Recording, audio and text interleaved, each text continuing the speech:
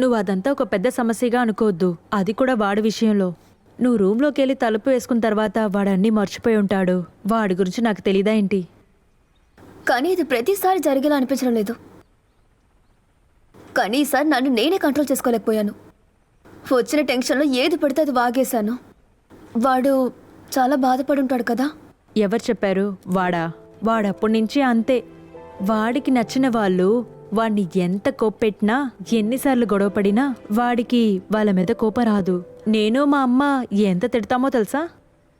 తర్వాత మెచ్యూరిటీ తక్కువే, నేను ఒప్పుకుంటాను. మీకు పిల్లలు పుడితే అంతా సర్దుకుంటుంది. ఏమైంది? ఏంటి దానికి మీరు ఇంకా ప్లాన్ చేయలేదా? 2-3 సంవత్సరాలు అవ్వాలని అనుకుంటున్నారా? సడన్గా వద్దని అనుకున్నాం. ఫినాన్షియల్గా కొంచెం కూడా సెటిల్ అవ్వకుండా పిల్లలు అవి ఇవని.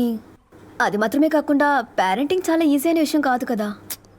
మీరెందుకు ఇంత భయపడుతున్నారు? భయం ఏమీ లేదు. ఇలా అటు ఇటు కాకుండా ఒక స్టేబుల్ కండిషన్కి వద్దామని.